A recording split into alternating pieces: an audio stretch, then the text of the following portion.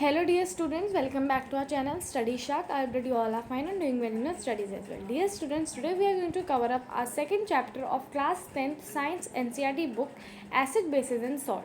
So let's get started without any delay. So देखो बच्चे, you have already learned in your previous classes that sour and bitter tastes of food are due to acid and bases. बच्चे, you have already learned in your 7th standard that acid bases के बारे में हमने already पढ़ा है that acid tastes sour and bases taste bitter. Okay now बच्चे, if someone in your family suffering from acidity. What is acidity बच्चे?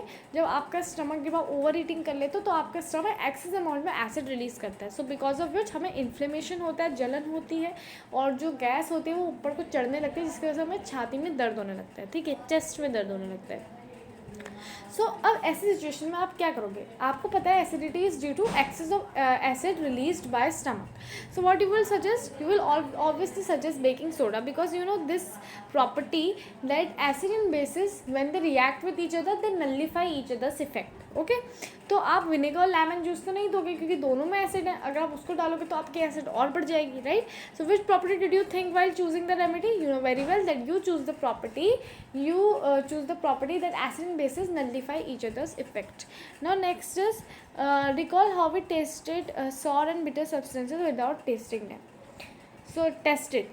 So beta, you know very well that at that time in 7th standard we cannot taste everything, right? आपको पता है बेटा, उस time पे हमने 7th standard पे क्या किया था, हम लोग हर चीज़ को, सबसे पहले ये बात समझो कि वो हर चीज़ को टेस्ट नहीं कर सकते, राइट? कुछ चीज़ें बहुत ज़्यादा हार्मफुल होती हैं, कोरोसिव होती हैं नेचर में. जैसे अगर मैं NaOH की बात करूँ, NaOH is a base. You know very well that base test bitter, but क्या आप उसको टेस्ट करके बताओगे? ऐसा नहीं, बिकॉज बच्चे वो कोरोसिव है. अगर आप उसे जीभ में रखोगे तो आपकी जीभ जल सकती है, राइट?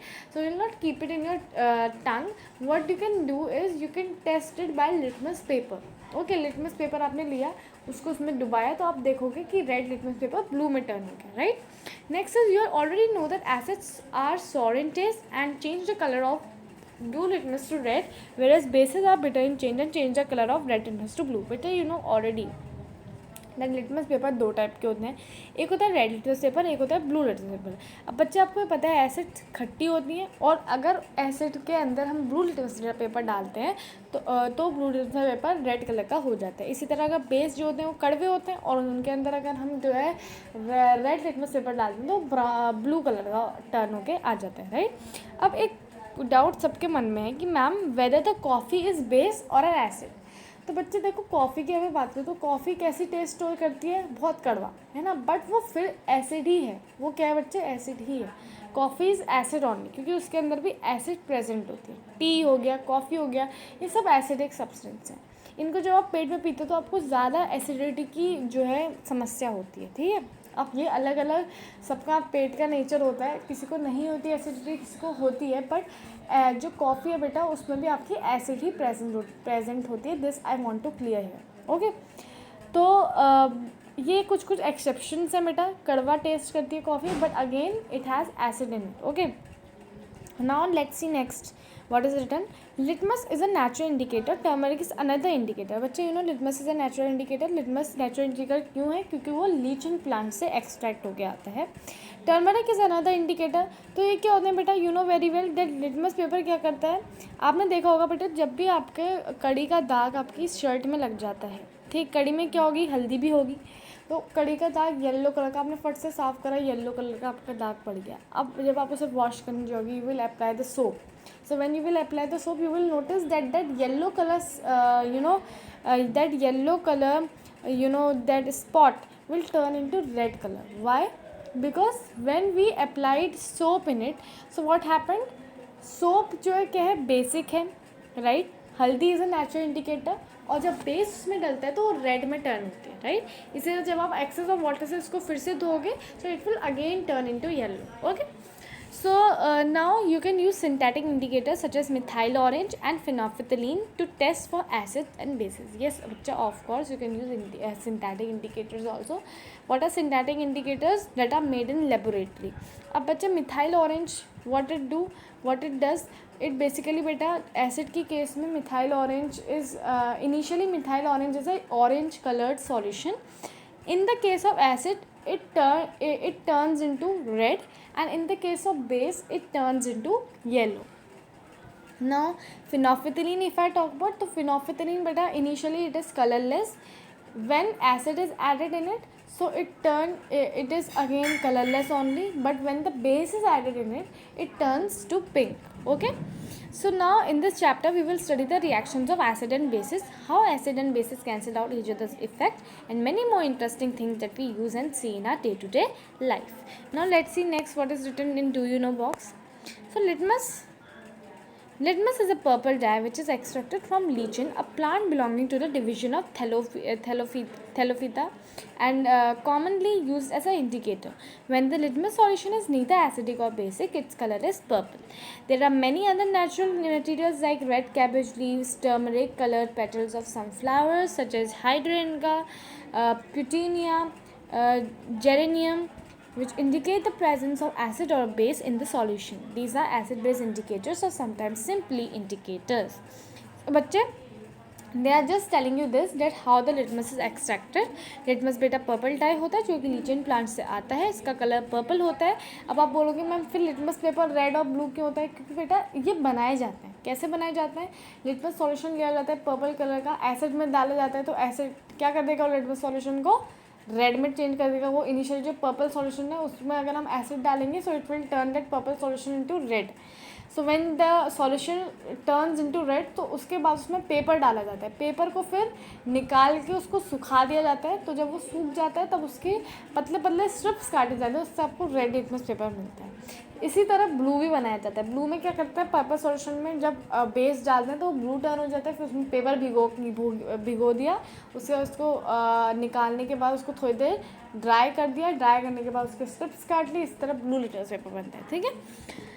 अब बेटा इसी तरह और भी बहुत सारे नेचुरल इंडिकेटर्स होते हैं, जैसे रेड कैबेज लीव्स हो गया, टर्मरिक हो गया, कलर्ड पेटल्स हो गए कुछ फ्लावर्स के, जैसे हिड्रिंगा हो गया, और आपने चाइना रोज़ सुना होगा. चाइना रोज़ बेटा वो मैंने एक्टिविटी भी डाली है आपके शॉर्ट्स वाले कॉर्नर में. अगर आप ये वीडियो देख रहे हैं तो I would definitely suggest you dear students that you can go in shorts corner in which I have done this experiment already for you all.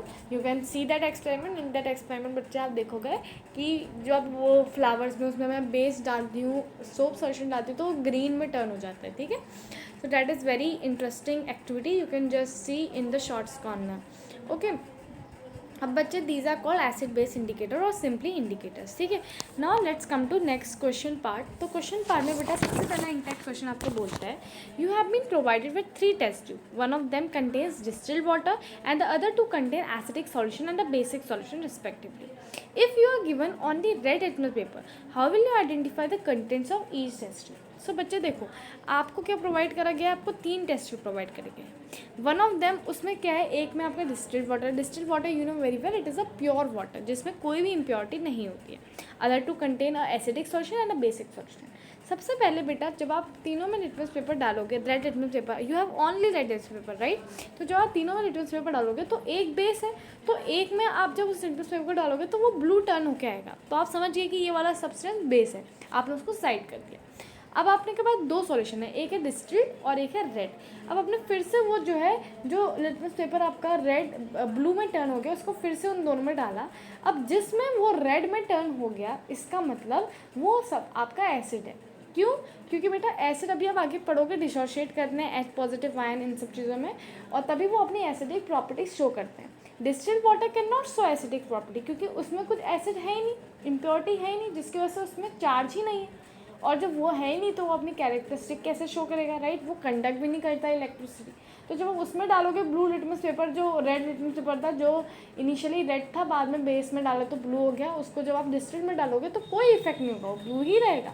पर व्हेन यू विल जब आप उसको रेड में डालोगे, when you will put it into red solution, जब आप उसको acid में डालोगे तो वो आपका रेड टर्न होके आ जाएगा. इसका मतलब जिसमें वो टर्न हुआ red, that means that solution is acid. और जो लास्ट वन बचा है वो क्या है, आपका distilled water. I hope you guys have understood this question. तो इसमें बेसिकली आप तीनों में डालोगे, बेस वाले में वो ब्लू टर्न होके आएगा, फिर 2 में डालोगे तो जिसमें वो रेड टर्न होगा तो इसका मतलब वो एसिड है, और जो लास्ट वाला बचा है वो डिस्टिल्ड. अब आपका है understanding the chemical properties of acids and bases. So now let us understand the chemical properties. Okay, सबसे पहले बेटा there is some activities, we will go through activities also. Okay, collect the following solution of science from science laboratory.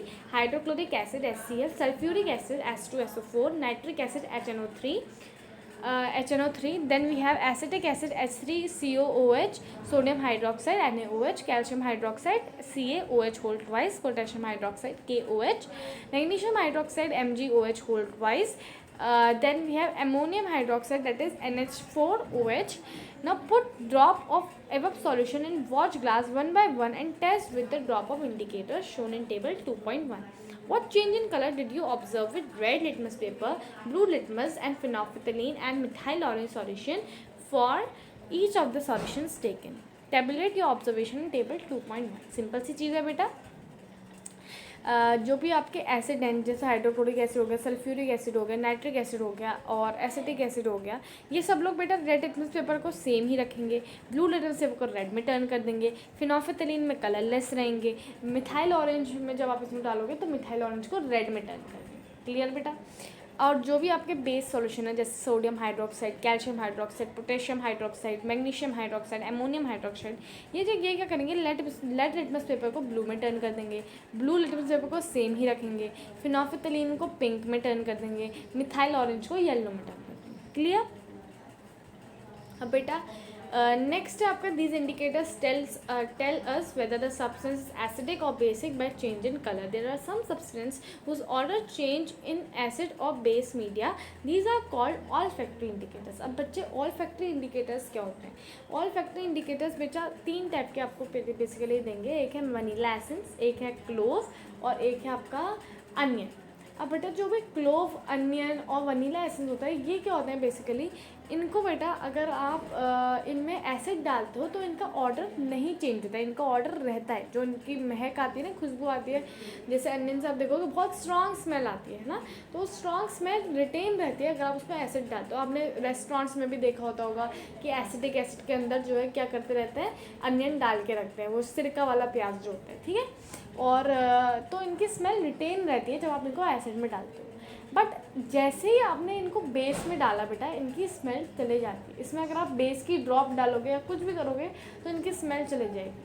But अगर acid में रहोगे तो smell नहीं जाएगी. Vanilla essence की भी स्मेल रहेगी, आपके अनियन की भी स्मेल रहेगी, क्लोव की भी स्मेल रहेगी. But as soon as you will put these things into base, they will lose their smell. Okay, उनकी स्मेल चले जाएगी. Is this clear? So here is an activity also. So take some finely chopped onions in the plastic bag along with some strips of clean cloth. Tie up the bag tightly and leave overnight in the fridge. The cloth strip can now be used to test for acids and bases. Take 2 of these cloth strips and check their order. Keep them on a clean surface and put a few drops of dilute HCl solution in one strip and the few drops of dilute hydrochloric sodium hydroxide solution on the other.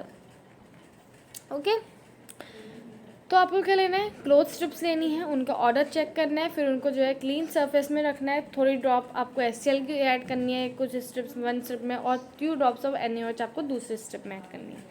Rise in both the cloth strip with water and again check the odour. आपको दोनों को water से धोना है और फिर से उनका ऑर्डर चेक करना है. No note your observations. Okay basically. So अब बेटा आपने क्या करा था, आपने फाइनली चॉप्ड अनियन को क्लोथ स्ट्रिप्स में बांध के प्लास्टिक बैग के अंदर ओवरनाइट रखा था. अब क्लोथ स्ट्रिप्स सुबह आपने निकाली, उसमें आपने एक में थोड़ा थोड़ा हाइड्रोक्लोरिक सॉल्यूशन डाला, एक में आपने थोड़ा NaOH डाला. यू विल नोटिस बच्चे डेट हाइड्रोक्लोरिक सॉल्यूशन में स्मेल चले जाएगी, HCl में स्मेल रिटेन रहेगी.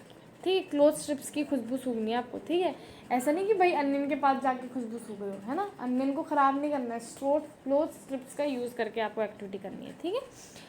अब take some dilute vanilla essence के साथ भी सेम कर लो, क्लोव ऑयल के साथ भी सेम कर लो. बेटा बात एक ही है, एसिड में स्मेल रिटेन रहेगी, बेस में स्मेल चले जाएगी. Take some dilute HCl solution in one test tube and dilute NaOH solution in another. Add few drops of dilute vanilla essence to both test tube and shake well. ठीक है. Now check the odour once again and record the changes in odour if any. तो अब बेटा आपने dilute hydrochloric solution लेना है in waste test tube और dilute NaOH, add few drops of dilute vanilla essence to both the test tube. तो बेटा you will notice that what will happen, vanilla essence की बेटा आपको पता है कि स्मेल रहती है HCl सॉल्यूशन में, बट NaOH सॉल्यूशन में स्मेल चले जाती है, ठीक है, you know this very well. Similarly test the change in clove oil के साथ भी सेम चीज़ चेक करनी है आपको, ठीक है। बस बात इतनी है कि एसिड में बेस स्मेल रहेगी, बेस में स्मेल चले जाएगी। So I hope this is clear to all of you.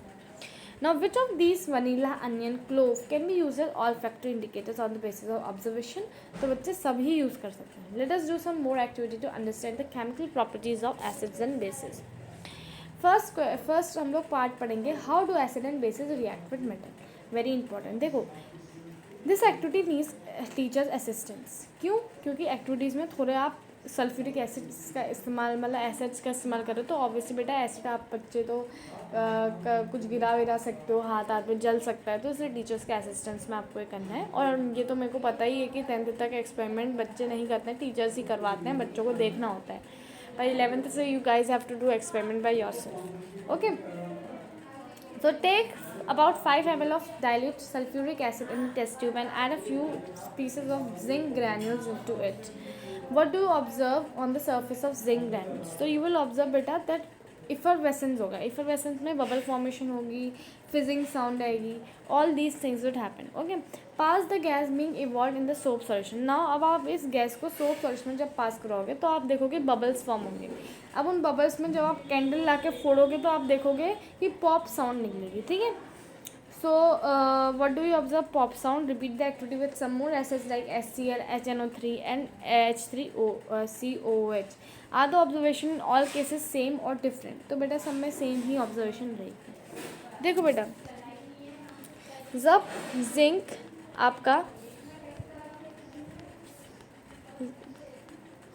आपका H2SO4 के साथ रिएक्ट करेगा बेटा, तो ये बनाएगा zinc sulphate plus H2 gas, H2 मतलब हाइड्रोजन गैस निकलेगी। जिंक सल्फेट क्या है बेटा?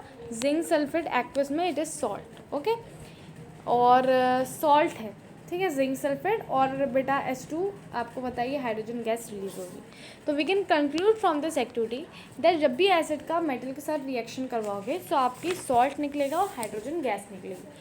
So note that the metal in the above reaction displaces the hydrogen atoms from acid as hydrogen gas and forms a compound called salt. Thus reaction of a metal with an acid can be summarized as acid plus metal is equal to salt plus hydrogen gas. Now can you write the equation for reactions you have observed? So बच्चों of course we can write equations for reaction we have observed, ठीक है, मैंने लिख दिया था आपके लिए zinc sulphate वाली, ठीक है। अब यहाँ पे है activity 2.4, place a few pieces of granulated zinc metal in the test tube, add 2 ml of sodium hydroxide solution in the warm the contents of the test tube, repeat the step of activity 2.3 and record your observation. मतलब वही soap solution से पास करवाना है, candle लानी है, all these things you have to repeat, okay. You will notice बच्चे again इसमें hydrogen gas create होती है, लेकिन फॉर्मेशन क्या हो रहा है वो देखो। 2NaCl NaOH एक्वस में है, ठीक है, का रिएक्शन जब आप ग्रैन्युलेटेड जिंक के साथ कराओगे विच इज सॉलिड, तो बेटा क्या फॉर्म होगा आपका? फॉर्म होगा Na2ZNO2। Na2ZNO2 is what? It is zinc, sodium zincate salt plus hydrogen gas would be released, ठीक है बेटा, इस तरह से बनेगा। क्योंकि बेटा आपने इसमें क्या लिया है? ये लिया है, NaOH लिया है, ठीक है। तो NaOH क्या करेगा? अपने OH आयंस को रिलीज़ करेगा, ठीक है, पानी में कम्प्लीटली, और जब जिंक के साथ मिलेगा तो फिर ये सॉल्ट का बनाएगा, निर्माण करेगा, और H2 गैस जो होगी क्या होगी? रिलीज़ हो जाएगी। Clear? So how do metal carbonates and metal hydrogen carbonates reacts with acid? तो मेटल कार्बोनेट्स क्या होते हैं? जैसे मैंने बोला NaCO3, so this is what? Metal carbonate. Hydrogen carbonate में क्या होता है? H भी होता है, ठीक है। ये बने कैसे? ये आपके बनते हैं बेटा एसिड्स के साथ, जब आप मेटल्स का रिएक्शन करवाते हो उससे।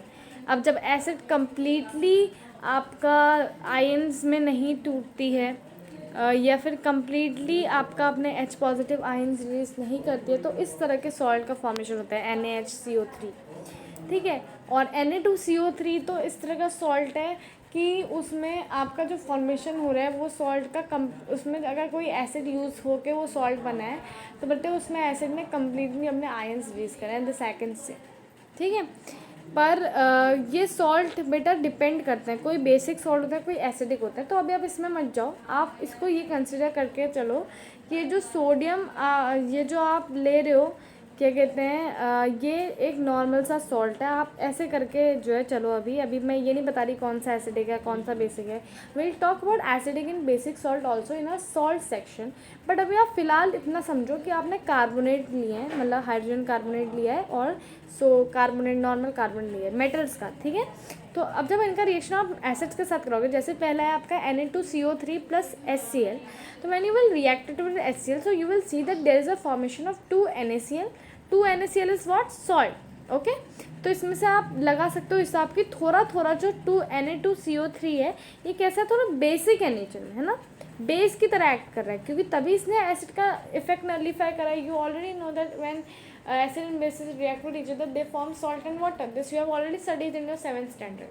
Okay, so यहाँ पे बेस की तरह वो एक्ट कर रहा है, ठीक है। बेस ही मान लो अभी फ़िलहाल आप उसको, ठीक है। इतना डिटेल में मत जाओ, सॉल्ट है तो कैसे है सॉल्ट, वो कैसे है, वो we will talk about in your salt section. But first of all बेटा आप इसको सिर्फ इतना समझो कि ये बेस की तरह एक्ट कर रहा है, तो बेस है, ठीक है। अगर मैंने सोडियम अगर मैंने ये लिया आपका व्हाट इज़ NaHCO3, तो बेटा इसमें आप देखोगे कि NaCl का फॉर्मेशन होगा विच is a salt, plus water का फॉर्मेशन होगा, प्लस आपके कार्बन डाइऑक्साइड का फॉर्मेशन होगा। यू विल नोटिस बच्चे कि कार्बन डाइऑक्साइड और वाटर का फॉर्मेशन तो दोनों में कॉमन है, बट सॉल्ट आपका अलग अलग फॉर्म हो सकता है, क्योंकि वो डिपेंड करता है आप किस मेटल का हाइड्रोजन कार्बोनेट, किस मेटल के कार्बोनेट का रिएक्शन कौन सी एसिड के साथ करवा रहे हो। But H2O and CO2 are permanent, ठीक है। तो एक पैटर्न आपने आइडेंटिफाई करा। अब यहाँ पे बेटा नेक्स्ट क्या है, जब आपकी CO2 गैस रिलीज हुई तो आप CO2 गैस की प्रेजेंस के लिए एक टेस्ट करोगे। वो प्रेजेंस के लिए टेस्ट क्या होता है बच्चा, वो प्रेजेंस के लिए जो आपका टेस्ट होता है वो होता है आपका CaOH होल ट्वाइस। आप लाइम वाटर लेते हो, लाइम वाटर क्या होता है, चूने का पानी। कैसे बनता है, you have already studied in chemical reactions and equations. जब आप CaO लेते हो उसमें जब वाटर मिलाते हो H2O, you will see that there is a formation of CaOH whole twice plus there is a plus there is lot of heat released, okay. So when you will pass CO2 in this solution, so you will see that there is a formation of CaCO3 which is white precipitate. You will see that the solution will turn milky. Initially CaOH whole twice is colorless, but when you will add CO2 in it, it will turn milky, which is white precipitate because of formation of white precipitate, that is calcium carbonate CaCO3, plus you will see there is a release of water H2O. Up when you will pass it in excess amount, this formation of white precipitate is only when you have passed CO2 in the limited amount. If you will pass this CO2 in the very excess amount, you will notice that again the solution will turn colorless only, because that particular CaSCO3 which is calcium hydrogen carbonate is soluble in water. तो जब excess amount में पास करा दोगे तो ये जो white precipitate होगा इसके साथ भी आपका CO2 वाटर इन सब के साथ रिएक्शन होगा और ये बना देगा CaHCO3 होल ट्वाइस, जो कि सॉल्युबल है वाटर में, ठीक है। तो these two are the very important reaction that you have to see often, you know CBSE asks the questions from this concept also, कि CO2 की प्रेजेंस के लिए कौन सा टेस्ट किया जाता है, H2 की प्रेजेंस के लिए कौन सा टेस्ट किया जाता है। Okay, these are some MCQ types questions. Sometimes this comes in 2 marks also, ठीक है, इट डिपेंड्स। अब आता है limestone, chalks and marble are the different form of calcium carbonate. All metal carbonates and hydrogen carbonate react with acid to give corresponding salt, carbon dioxide and water. Thus the reaction can be summarized as metal carbonate or metal hydrogen carbonate plus acid will give us salt, carbon dioxide and water. So you have to just remember this, okay. हमेशा हमें salt, carbon dioxide और water मिले, okay. I hope you have understood, dear students, ठीक है। और ये कैसे बन रहा है, इसमें अगर आप देखोगे तो बेटा Na2 जब आप रिएक्ट करवाओगे HCl के साथ तो NaCl बनेगा, नॉर्मल डिस्प्लेसमेंट। उसके बाद बेटा जो CO2 बचा है और H बता है, इनका कुछ फॉर्मेशन होगा। बेटा देखो CO3 क्या है, कार्बन में 3 ऑक्सीजन के एटम्स हैं। अब इनमें से H के साथ आपके जो है 2 ऑक्सीजन के एटम चले गए तो वाटर का फॉर्मेशन हो गया, प्लस आपका Ca बचा और आपका अच्छा H के साथ बेटा आपका 1 ऑक्सीजन का एटम चले गया, ठीक है, तो वो आपका H2O बना लेते हैं, ठीक है। जब आप H2O बनाओगे, वाटर H2O, तो आप देखोगे हाइड्रोजन के एटम 2 हो गए, तो इसलिए आप HCl में 2 लगा दोगे, क्योंकि बेटा NaCl फिर आप HCl में 2 लगाओगे तो फिर क्या होगा बेटा, आपके NaCl में भी 2 लगेगा। और आपको पता है कि हम लोग Na2CO3 कार्बोनेट की वैलेंसी कितनी होती है, 2 होती है, तो यहाँ पे सोडियम 2 है, तो आपकी रिएक्शन बैलेंस होगी इस तरह। तो वाटर, और जब भी इस तरह के रिएक्शंस आपको कंप्लीट करने होंगे ना बेटा, मेरी बात हमेशा याद रखना, पहले ही वाटर और कार्बन डाइऑक्साइड बना दो, और फिर जब आपके ख़त्म हो गए ये आपके क्या कहते हैं ऑक्सीजन, ये कार्बोनेट ख़त्म हो गया, H ख़त्म हो गया, तो जो बचे हुए मेटल्स हैं उनको एक साथ जोड़ दो, वैलेंसीज का मल्टीप्लिकेशन कर दो और उनका कंपाउंड बना लो और वो लिख दो। ये सिंपल मेथड है बेटा कोई भी इस तरह के रिएक्शंस को कंप्लीट करने का, ठीक है। And when you will practice you will more nicely you will understand how to do these things, okay। Right now बेटा आप नए हो, पर जब आप धीरे धीरे प्रैक्टिस करोगे रिएक्शंस को कंप्लीट करने की, so you will see how easy it is, okay. Now next is how do acid and bases react with each other. So this is very important part, often questions are asked from this topic because this is the main topic in this chapter, that is neutralization reaction. So take about 2 ml of dilute NaOH solution in test tube and add a few drops of phenolphthalein solution in it. When you will add few drops of phenolphthalein solution in it, few drops of phenolphthalein solution, so you will notice that phenolphthalein solution will turn into pink. Now color of the solution is pink. Add dilute HCl solution in the above solution by drop. So HCl solution डालोगे तो again what will happen, pink colour जो है again turn हो जाएगा, colour fade होने लग जाएगा और कलरलेस बन जाएगा अगर ज़्यादा ऐड करोगे तो। Is there any colour change for the reaction mixture? Yes, pink matter धीरे धीरे फेड होता है और कलर फिर से कलरलेस भी हो सकता है। Why did colour of phenolphthalein change after the addition of an acid?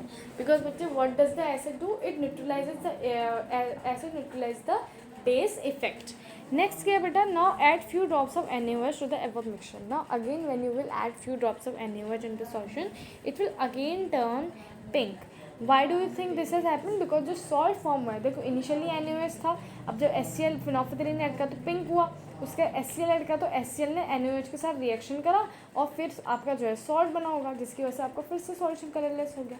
इसके बाद फिर हमने फिर से NaOH डाला, सो व्हाट विल हैपन, अगेन आपका जो सॉल्ट है वो बेसिक हो जाएगा, नेचर में रहेगा तो सॉल्ट ही NaCl में जब NaOH पास करवाओगे so it would become basic, क्योंकि बेस ऐड करवा दिया आपने। अब जब बेस हो जाएगा तो अगेन सॉल्यूशन पिंक हो जाएगा, राइट। सो अब यहाँ पे देखो, in the above activity we have observed that the effect of base is nullified by an acid and vice versa. The reaction taking place is written as NaOH in aqueous state plus HCl which is in aqueous state again will give us NaCl, that is aqueous, plus H2O liquid. The reaction between an acid and a base to give salt and water is known as neutralization reaction. In general, a neutralization reaction can be written as base plus acid will give us salt plus water. Okay, dear students. So I hope you are understanding what I am saying. So बेटा यहाँ पे normal reaction हुआ है, NaOH आपने लिया था, NaOH के साथ you are just adding HCl, तो नॉर्मल डिस्प्लेसमेंट रिएक्शन है, Cl आपके Na के साथ कंपाउंड बना लेगा NaCl, और जो बचे हैं आपके वो हैं 2H और 1O, ये सब एक साथ मिलके वाटर बना देंगे, ठीक है। So reaction of metallic oxide with acid देखते हैं फटाफट आप, ठीक है। सो यहाँ पे देखो बेटा एक्टिविटी 2.7 क्या कह रही है, take small amount of copper oxide in the beaker and add dilute hydrochloric acid slowly by stirring.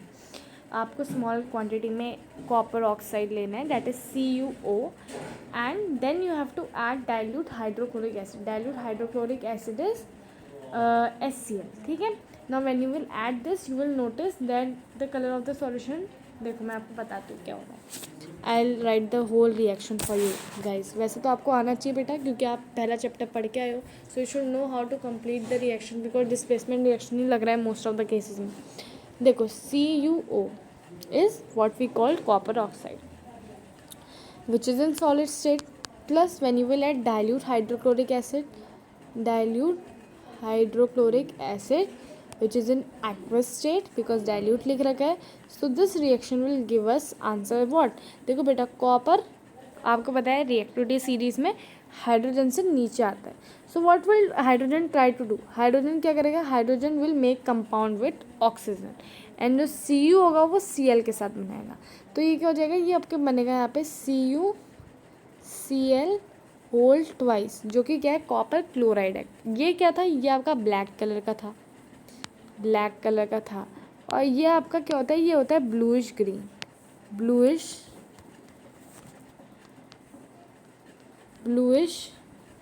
Green, ठीक है, ब्लूइश ग्रीन. और प्लस आपका वाटर बनता है. अब आप बोलोगे मैम यहाँ तो H2 है, तो H2 के लिए हम यहाँ पे 2 लगा देंगे, और यहाँ पे Cl तो आपका 2 है. ठीक है बेटा. So I hope you have understood this reaction also. तो we can say this that आपका यहाँ पे क्या बनेगा, blue green colour of the solution is due to the formation of copper second chloride यानी कि वैलेंसी सेकंड यूज़ करी गई है. कोई आइटम्स ऐसे होते हैं बेटा जो मल्टीपल वैलेंसीज शो करते हैं, तो यहाँ पे 2 यूज़ करिए. In general reaction between metal oxide and acid can be written as metal oxide plus acid gives us salt plus water. Now write and balance the equation for the above reaction. Since the metallic oxide react with acid to give salts and water, similar to the reaction of base and acid, metallic oxide are said to be basic oxide. ठीक है, तो generally इनको हम लोग basic oxide जो है कहते हैं, किसको, मेटेलिक ऑक्साइड्स को.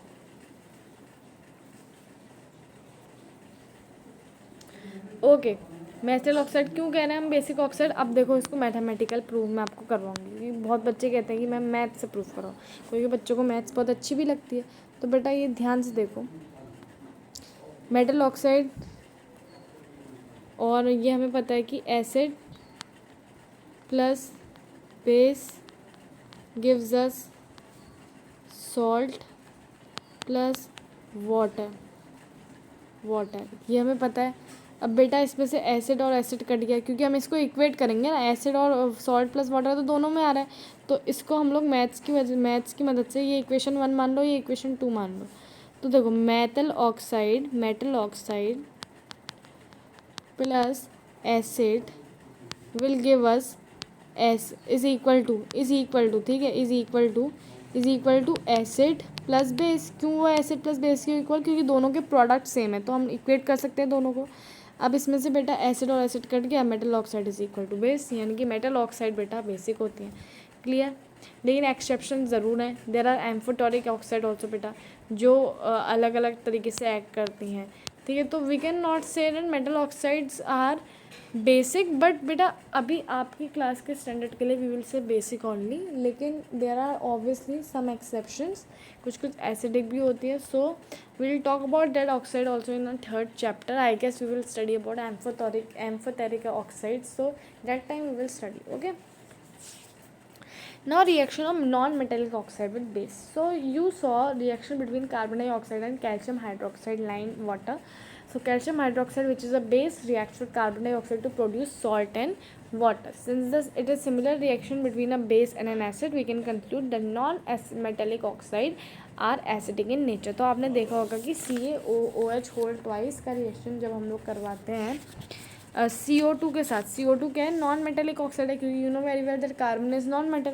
तो जब कार्बन का रिएक्शन हम लोग जो है CaCOH whole twice which is calcium hydroxide and which is obviously it is a base.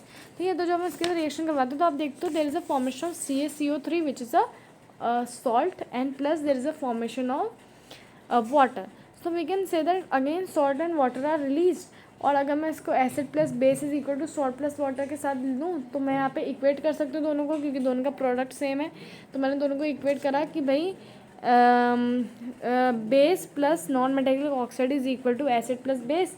तो इसमें से बेटा क्या होगा, बेस कट जाएगा और non metallic oxide is equal to acid. तो बेटा non metallic oxides are generally acidic in nature. ठीक है, सबको मैं एकदम ऐसा नहीं बोलूँगी कि भाई all are acidic, but obviously there are some exceptions, but generally these are acidic. Okay, now there are some questions, we will try to do these questions. Okay, So first question is, why should curd and sour substance not be kept in brass and copper vessels? क्योंकि बच्चे curd और जो भी sour substance होते हैं, they have acid in it. Now if you will keep them in brass or copper vessels, which are obviously made of copper is what? Copper is metal only, ठीक है, which are metals. So when acid will react with metal, it will make salt plus it will release hydrogen gas also. And you know very well बेटा, hydrogen gas is harmful for us. It will make poisonous salt. Poisonous salt बनाएगी, अच्छे salt तो बनाएगी नहीं. Acid के साथ आपका हो जाएगा, या फिर कुछ भी होता है, एसिड है उनमें, एसिड है यानी कि H आयंस हैं, H पॉजिटिव आयंस हैं.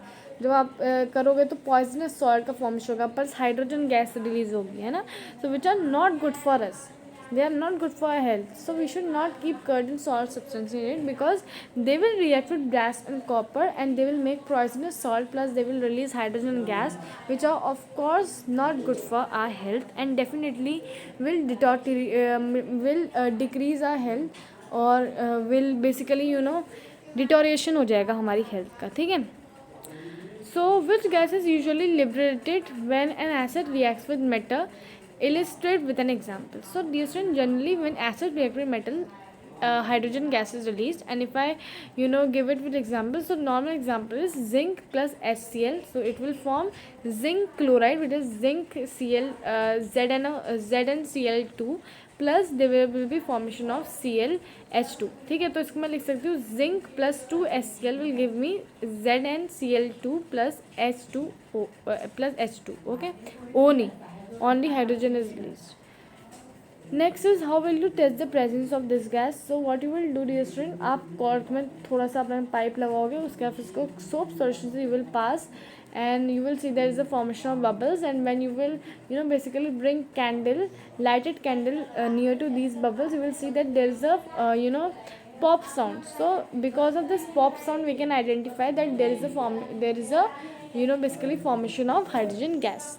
Next is, metal compound A react with dilute hydrochloric acid to produce effervescence. Effervescence is what? जो भी fizzing sound आ रही है, bubble formation हो रही है, this is what we call effervescence. So heat is releasing, तो इसको हम effervescence कहते हैं, ये इसका एक term है. The gas evolved extinguishes the burning candle. Extinguishes the burning candle. Burning candle को बढ़ा नहीं रही है, बल्कि उसको extinguish करने में काम आती है, मतलब बुझाने में.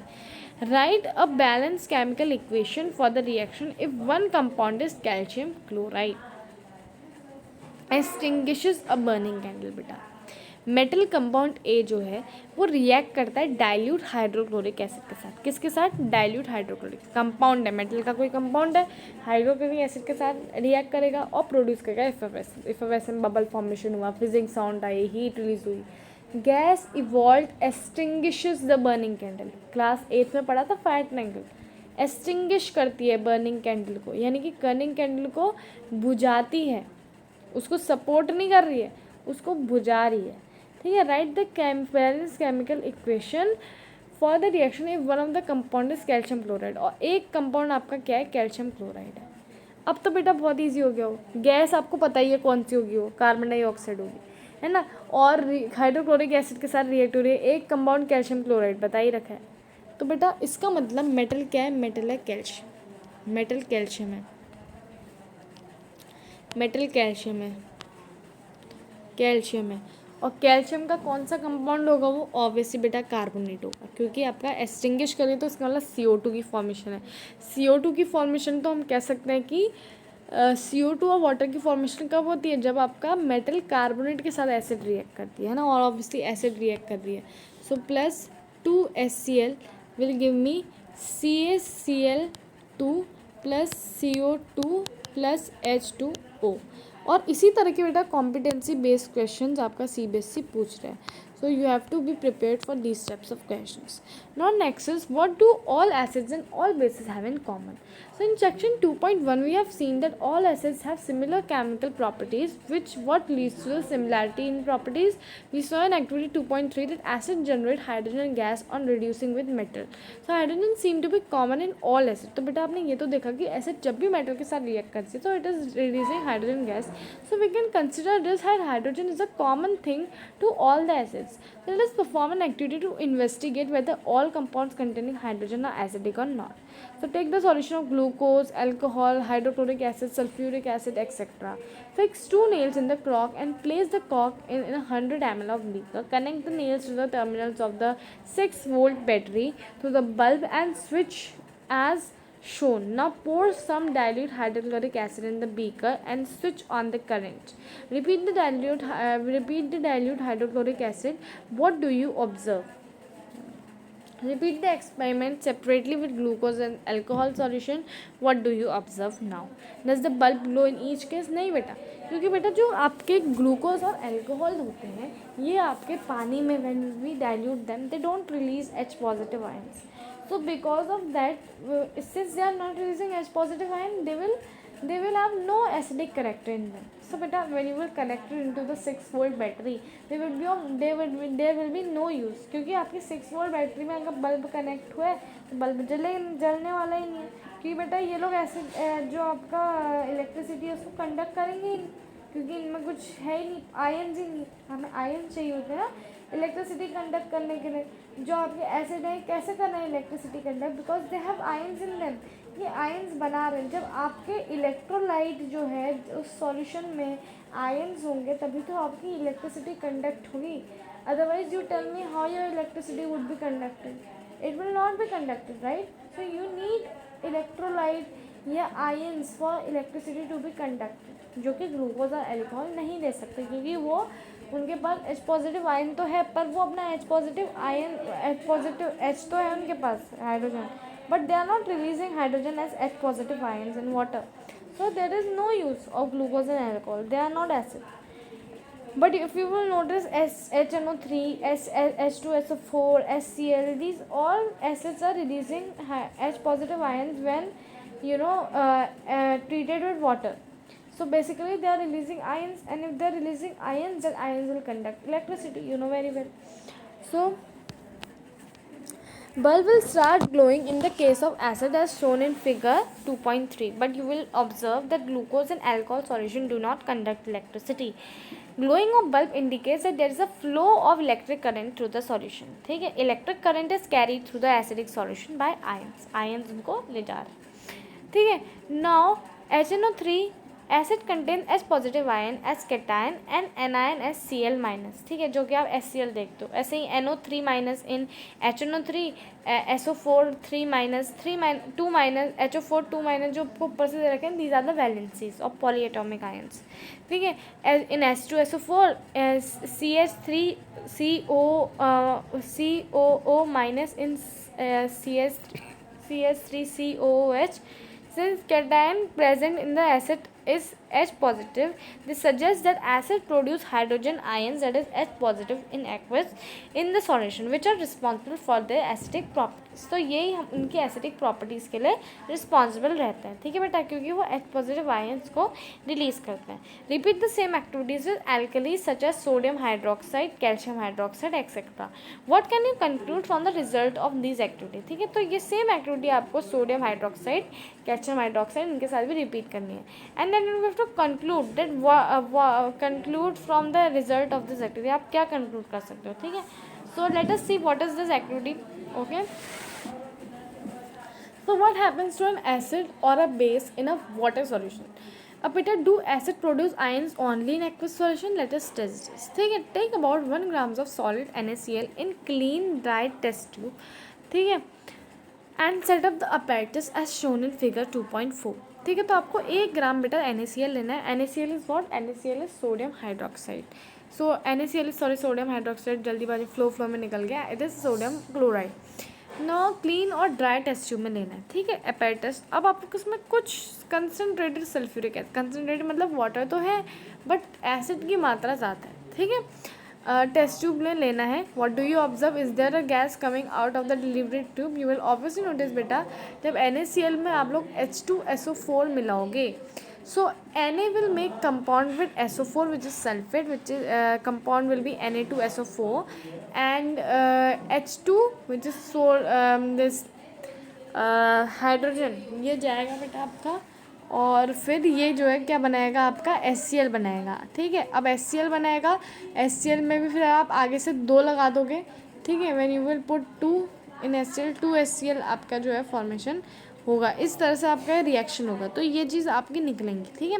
वो डिपेंड करता है, अगर H2SO4 बेटा आपके कम्प्लीटली अपने H पॉजिटिव आयन दोनों के दोनों रिलीज़ कर रहा है तो अलग बात है। अगर वो एक ही कर रहा है तो आपका सोडियम HSO4 इस तरह का फॉर्मेशन होगा, ठीक है। तो बेटा वो डिपेंड करता है कि एसिड अपने completely H positive ion dissociate कर रहा है या नहीं कर रहा, ठीक है। Are you understanding what I mean to say, ठीक है। बेसिसिटी होती है बेटा एसिड्स, पूरा अपने H पॉजिटिव आयन्स रिलीज कर रहे हैं कि नहीं कर रहे हैं, ठीक है। अब यहाँ पे on the basis of above activity what can you infer about acidic. अब आपको यहाँ पे करना है कि टेस्ट द गैस, गैस आपकी क्या है HCl है ऑब्वियसली, ठीक है। तो इसको आपको फिर ड्राई और वेट ब्लू लिटमस के साथ करना है टेस्ट। अब आप ड्राई के साथ करोगे, गैस रिलीज हो रही है HCl, गैस की फॉर्म में रिलीज हो रही है ऊपर, पर अगर ड्राई लिटमस पेपर है तो बेटा कोई चेंज आपको नहीं दिखेगा, ब्लू लिटमस पेपर ब्लू ही रहेगा। पर अगर आप वेट लाओगे तो वेट में बेटा फिर आपका जो एसिड गैस की फॉर्म में निकल लिया वो रिएक्ट करेगी और वो आपका ब्लू लिटमस पेपर को रेड में टर्न कर देगी। पर उसके लिए आपका पेपर को वेट होना ज़रूरी है, अगर वेट नहीं है तो एसिडिक कैरेक्टर शो नहीं होगा। सो दैट मीन्स हम लोग इससे क्या कंक्लूड कर सकते हैं, that we need wet, we need water we need water if you want acid to show its acidic character, right. So ये हम इससे कंक्लूड करते हैं, ठीक है। If the climate is very humid, you will have to pass the gas through the guard tube, drying tube containing calcium chloride to dry the gas। क्योंकि कभी कभी क्या होता है बेटा, ह्यूमिड होती है, ह्यूमिडिटी होती है क्लाइमेट में, थोड़ा थोड़ा वाटर प्रेजेंट होता है वेपर की फॉर्म में, तो उसकी वजह से कभी कभार हमारा एक्सपेरिमेंट अच्छी तरह हो नहीं पाता। हम देखना चाहते हैं कि ड्राई के साथ एसिड रिएक्ट नहीं कर रही या कर रही है, लेकिन अगर एसिड कर देती तो हम लोग तो बड़े दुखी हो जाते हैं कि हमने तो ड्राई लिया था फिर कैसे हुआ। तो इसलिए वो बेटा क्योंकि एटमॉस्फेयर में ऑलरेडी आपकी थोड़ी वेपर फॉर्म में वाटर प्रेजेंट है, तो उसको रिमूव करने के लिए इस टाइम पे आपको क्या करना होता है, जो आपकी गैस होती है उसको वो गार्ड ट्यूब से जो है भेजना पड़ता है, जहाँ पे कैल्शियम क्लोराइड इस गैस को जो है ड्राई कर देता है, ठीक है। This experiment suggest that hydrogen ions in HCl are produce in the presence of water. The separation of H positive ion from HCl molecules can not occur in the absence of water। तो HCl plus H2O will give us H3O plus which is hydronium ion. Hydronium ion क्यों, क्योंकि बेटा H positive ion जो है अकेले exist नहीं कर सकता वाटर में, तो वो क्या करता है, वाटर के जो मॉलिक्यूल्स होते हैं H2O उनके साथ कंपाउंड बना लेता है H3O पॉजिटिव। पॉजिटिव क्यों, क्योंकि H पॉजिटिव चार्ज आ गया है, ठीक है, तो पॉजिटिव आपका बन जाता है और Cl माइनस ये अकेले रह लेता है, ठीक है। Hydrogen ions can not exist alone. Hydrogen ions बच्चा अकेले नहीं रह सकते क्योंकि वो बहुत छोटे होते हैं बेटा, चार्ज बहुत कम होता है, हल्के होते हैं बहुत, अकेले नहीं रह सकते, वो दूसरे के साथ अटैच होकर कंपाउंड बना लेते हैं, ठीक है। अब क्या है, but they exist after combining with water molecules. Just hydrogen ions must always be shown H positive aqueous. Aqueous का मतलब क्या हुआ, वाटर के साथ ऑलरेडी बना हुआ है, या फिर हाइड्रोनियम आयन के तौर पर हम दिखा सकते हैं, that is H3OH plus H3O plus, ठीक है। So now next is we have seen that acid give H3O plus और H plus aqueous ions in water. Let us see what happens when a base is dissolved in water. अब हम देखते हैं कि जब base dissolve होता है water में तब क्या होता है। तो सी NaOH वे सॉलिड एंड जब इसको आप वाटर के साथ पास करवाओगे H2O के साथ, so you will see that there is the Na plus which is aqueous in aqueous, Na plus जो कि एक्वस में होगा, ठीक है, और OH माइनस जो कि एक्वस में होगा। OH माइनस बेटा अकेले रह लेता है, OH माइनस के साथ ऐसी दिक्कत नहीं है, लेकिन Na प्लस आपका मतलब Na जो है सोडियम जो है वाटर के साथ गया और OH माइनस आपका रिलीज़ कर देता है। तो हम ये देख रहे हैं कि बेस पानी में जाके क्या किस में डिसोशिएट कर देता है, अपना OH माइनस आयन दे देता है। अब KOH भी सेम करेगा, वाटर में पास करवाओगे तो OH माइनस आयन रिलीज़ करेगा। MgOH होल ट्वाइस भी ये करेगा, वाटर में पास करवाओगे OH माइनस आयन रिलीज करेगा। तो base generate hydroxide that is OH minus ions in water. Bases which are soluble in water are called alkalis. अब बेटा ऐसे बेसिस जो कि वाटर में सॉल्युबल हो उनको हम लोग एल्कलीज कहते हैं। सब बेस होते हैं बेटा, कुछ वाटर में सॉल्युबल होते हैं, कुछ नहीं होते हैं, बट जो होते हैं उनको एल्कलीज कहते हैं, ठीक है. All bases do not dissolve in water and alkali is the base which dissolve in water.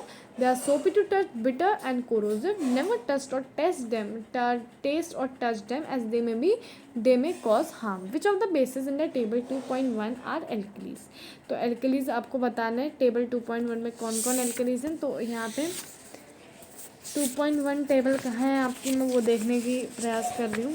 Yes, 2.1 table में बेटा यहाँ पे अगर आप देखो तो सोडियम हाइड्रोक्साइड इसे एल्कली, कैल्शियम हाइड्रोक्साइड बेटा एल्कली नहीं है शायद. ठीक है, आई डोंट रिमेंबर, बट ये अच्छी तरह पानी में नहीं घुल पाता है, थोड़ा थोड़ा रह ही जाता है इसका नीचे से.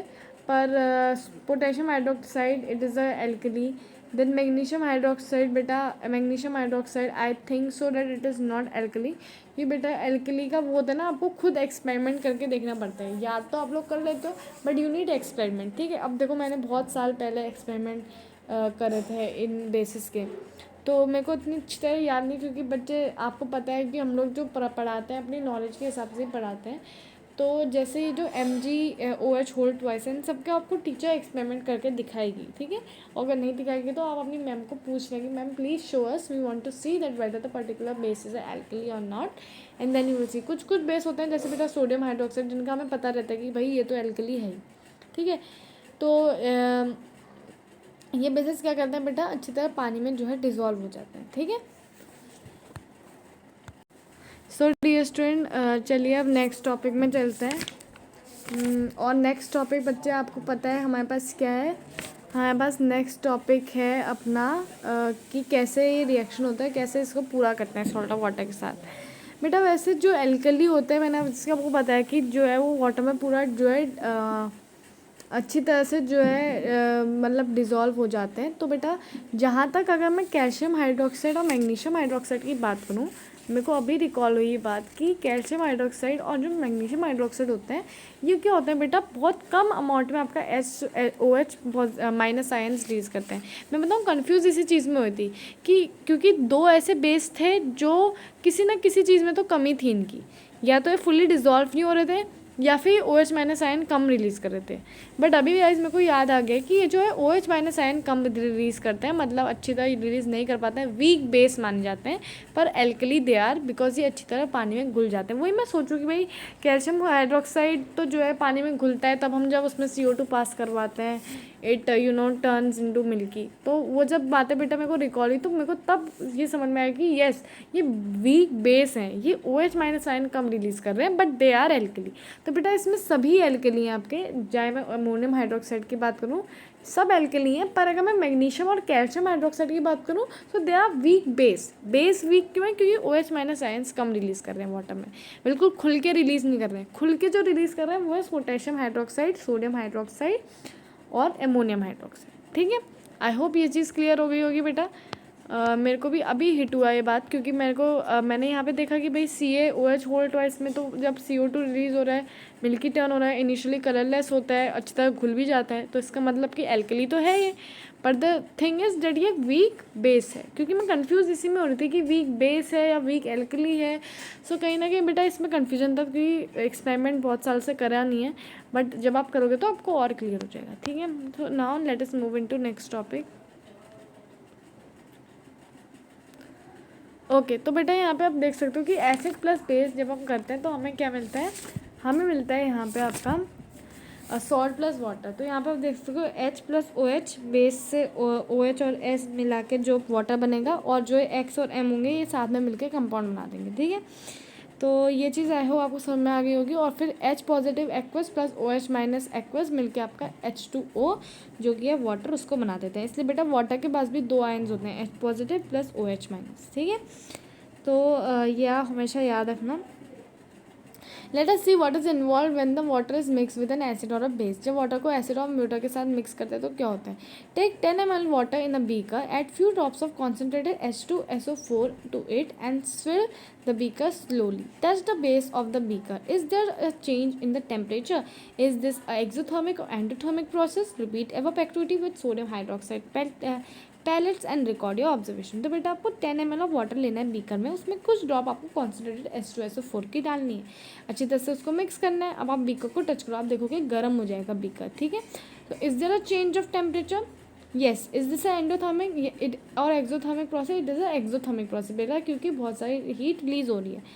सो repeat the activity with same sodium hydroxide pellets and record your observation. तो बेटा अगेन जब आप करोगे तो नलिफाई होगा इफेक्ट, क्योंकि sodium hydroxide is a very strong base and H2SO4 is a strong acid. अगर उसके साथ रिएक्शन कराओगे एक साथ तो, और अगर सोडियम हाइड्रोक्साइड का अगर सेम रिएक्शन करोगे वाटर में डाल के, तो बेटा again there will be lot of heat released. Okay, lot of heat will be released. Okay बेटा, a process of dissolving an acid or a base in a water is highly exothermic one. Care must be taken while mixing concentrated acid or sulfuric acid with water. The acid must always be added slowly to water with a constant stirring. If water is added to concentrated acid, the heat released may cause mixture to splash and out and cause burns. The glass container may also break due to excessive local heating. तो बेटा आपको अगर water add करोगे concentrated acid, वो पाप माना जाता है केमिस्ट्री में, क्योंकि बेटा जब आप वाटर ऐड करते हो तो आपका एसिड बाहर को निकल जाता है. डेंसिटी का डिफरेंस होता है बेटा, आपकी बुक ने तो अच्छी तरह बताया नहीं है, पर उसकी वजह से वाटर बाहर निकल जाता है, मुंह में आ सकता है, कोरोसिव होता है, जल सकती है आपकी स्किन, है ना. तो इसलिए आपको हमेशा एसिड को वाटर में डालना चाहिए, ना कि वाटर को एसिड के अंदर डाल दें. ठीक है. So look out for the warning sign as shown in figure 2.5 or on the can of concentrated sulfuric acid and the bottle of sodium hydroxide pellets. Mixing an acid or a base with water result in decrease in concentration of ions H3O positive or OH minus per unit volume. Such process is called dilution and the acid or a base is said to be diluted. ठीक है, जब भी आप acid और base को water के साथ mix करते हो तो there is a decrease in concentration of decrease होती है बेटा कंसनट्रेशन किसकी, जब आप एसिड और बेस को वाटर के साथ करते हो H3O+ या OH माइनस आयन्स. क्योंकि बेटा H3O+ तो लिमिटेड ही बना है, क्योंकि एसिड आपने कम यूज़ करी है तो H पॉजिटिव आयन्स कम रिलीज हुए, बट H2O के जो आयन्स हैं वो बढ़ जाते हैं, जिसकी वजह से पॉजिटिव आयन जो भी ये होता है ये बहुत कम हो जाता है, जिसकी वजह से आपकी जो एसिड का कैरेक्टरिस्टिक होती है, बेस का कैरेक्टरिस्टिक होती है, वो शो नहीं हो पाती, जिसकी वजह से हम उसको रहते हैं डाइल्यूटेड. ठीक है. सो आई होप ये समझ में आ गया होगा आपको. Now we have some in-text question. Let us see that. So why do HCl, HNO3 etc. show acidic character in the aqueous solution while the solution of compounds such as alcohol or glucose do not show acidic character? तो बेटा you know very well that HCl, HNO3 ये सब अपने acidic character aqueous solution में इसलिए दिखाते हैं क्योंकि एक्वस सॉल्यूशन में जब इनको डालते हैं तो ये अपने H पॉजिटिव आयन्स रिलीज करते हैं. H पॉजिटिव आयन्स रिलीज करने की वजह से ही इनका कैरेक्टरिस्टिक शो होता है, क्योंकि इनमें आयन्स का जनरेशन हो जाता है. लेकिन अल्कोहल और ग्लूकोज की अगर मैं बात करूँ तो alcohol glucose have hydrogen in it but they are not releasing hydrogen in the water, and since they are not releasing hydrogen in the water so ions का फॉर्मेशन नहीं होता है, तो आपका सॉल्यूशन न्यूट्रल रहता है and there is no acidic character in them. Next is why does an aqueous solution of an acid conduct electricity? Because in aqueous solution of acid we know very well that when acid is treated with water it releases or it dissociates it as positive ions, because of which there is a formation of ions in the water and that ions basically conduct the electricity. Next बेटा आपका है why does dry HCl gas cannot change the color of dry litmus paper? Because if the HCl is not treated with water or if there is no water, so they will not show their character, because we know very well that acids show their characters only when they are treated with water. So we need water for if we want acid to show its character, acidic character. Next is while diluting in acid, why it is recommended that acid should be added to water, not water to acid? Because when we will add water to acid, acid may come out and it can splash, it can cause burns. So in order to avoid these burns, what we do, we add acid to water, so in order to make a water acidic or something like that. Okay, or dilute. How is concentration of hydronium ions H3O+ affected when solution of an acid is diluted? So when we dilute the acid, so what happens? H2O, which is water molecules, their amount increases and H3O+ amount decrease, due to which, since there is a decrease in amount of H3O+, so there is a decrease in ions, and since there is a decrease in amount of ions, so obviously the acidic character of acid is also very less. Next is how does the concentration of hydroxide ion OH minus affected when excess base is dissolved in solution of sodium hydroxide. So when excess base is dissolved in the solution of sodium hydroxide, so obviously there is a increase in concentration of hydroxide ions. There is release of so many hydroxide ions. So obviously that full container is full of ions. There is more amount of these ions rather than H2O molecules of water. Then next is how strong are acid और a base solution. Now बच्चे हम लोग ये करेंगे कि कितने strong आपके acid या base solution होते हैं. तो इसमें pH के बारे में आप वो सब पढ़ोगे. So we know how acid and base indicators can be used to distinguish between an acid or a base. And we also have learned in the previous section about the dilution and decrease in concentration of H positive or OH minus ions in the solution. Can we quantitatively find the amount of these ions present in the solution? Can we judge how strong a given acid or base is? We can do this by making the use of universal indicator, which is a mixture of several indicators. The universal indicators show different colors at the different concentration of the hydrogen ions in the solution. The scale for measuring the hydrogen ions concentration in the solution is called pH scale, which has been developed. The P in the pH stands for potence in the German, meaning power. On the pH scale, we can measure the pH generally from 0 very acidic to 14 very alkaline. pH should be throughout of a simply as the number which indicates acidic or a basic nature of solution. Higher the hydronium ion concentration, lower is the pH value. So the pH is a natural pH is a neutral solution of 7. Value less than 7 on the pH scale represent acidic solution. As the pH value increases from 7 to 14, it represents increase in OH minus ion concentration in the solution, that is increase in the strength of alkali. Generally paper impregnated with the universal indicator is used for measuring pH. Okay तो बेटा यहाँ पे इसमें normal सी चीज़ आपको बताइए pH के बारे में. तो पीएच बेटा काम कैसे करता है वो देखते हैं कि ये जो आपका हाइड्रोनियम आयन्स है, हाइड्रोजन आयन्स है, इनकी नंबर देखता है वो. अगर ये ज़्यादा होंगे तो आपकी पीएच वैल्यू कम होगी. पीएच वैल्यू और हाइड्रोजन आयन के जो वो होता है रिलेशन, वो हमेशा इन्वर्स रिलेशन होता है. हाइड्रोजन आयन बढ़ेगा तो पीएच घटेगा, पीएच बढ़ेगा तो इसका मतलब हाइड्रोजन आयन्स कम है. ठीक है. और अगर हाइड्रोजन आयन्स कम है तो कौन सा आयन ज़्यादा होंगे? OH minus ion, right. तो जब OH माइनस ज़्यादा होंगे तो वो क्या है? आपका बेस नेचर होगा. ठीक है. तो आई होप आपको समझ में आ गया होगा. और न्यूट्रल आपका क्या है? 7 है. तो यही इसका यहाँ पे बढ़िया सुंदर सी टेबल दी है, इसको आप देख लो. ठीक है. अब यहाँ पे आता है 2.11 जिसमें आपको टेस्ट करना है pH values of the solution given in the table. Record your observation, nature of substance on the basis of your observation. सबसे पहले अगर सलाइवा की बात करूँ बिफोर मील, तो बेटा सलाइवा होता है 7, ग्रीन कलर का होता है. 7.4 अप्रॉक्सीमेट पीएच वैल्यू होती है इसकी. बेसिक होता है नेचर में, थोड़ा सा basic, mild basic. Saliva after meal yellowish green होता है. 5.8 इसका पीएच होता है. एसिडिक हो जाता है क्योंकि खाना खाया, खाने में आपको पता ही है एसिड इतना बिल्कुल तराकेदार मिर्च मसाला नींबू वीबू निचोड़ के खाते हैं. लेमन जूस की बात करूँ बेटा, ऑरेंज 2.2 अप्रॉक्सीमेट पीएच वैल्यू होती है. एसिडिक होता है. कलरलेस एरेटेड ड्रिंक्स होती हैं बेटा जो आप पीते हो, कोल्ड ड्रिंक वगैरह, येलोइश ग्रीन. पीएच 3.5 होता है इनका जनरली. ऑरेंज मान लो, वैसे येलोइश ऑरेंज होता है इनका colour.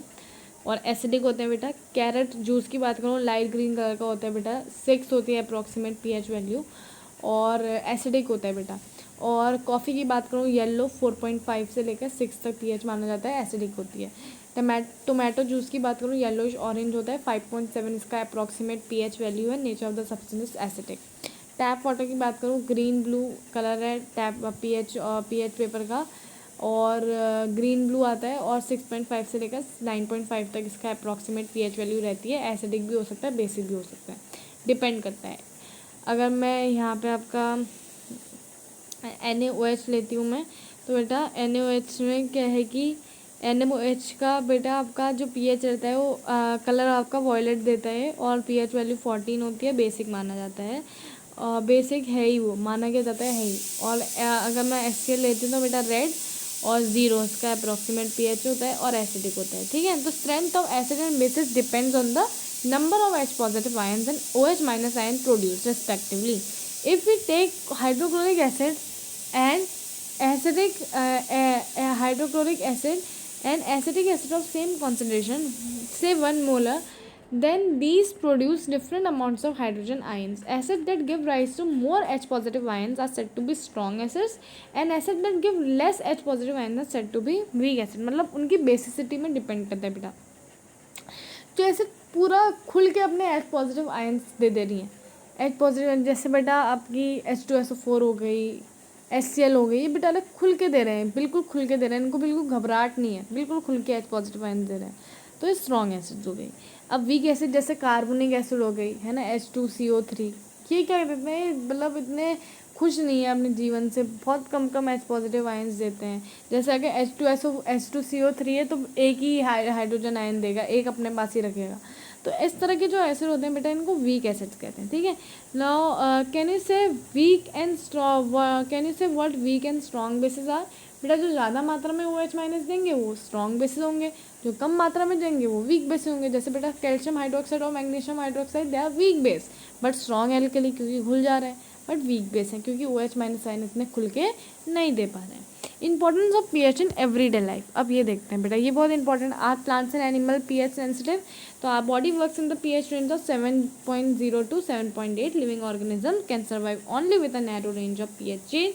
When pH of the rainwater is less than 5.6, it is called acid rain, and when the acid rain flows into the river, it lowers the pH of river water. The survival of aquatic animals in such rivers become difficult. तो ये मतलब acid rain की वजह से जो चीज़ harm होती है aquatic animals को वो आपको बताया जा रहा है, ठीक है।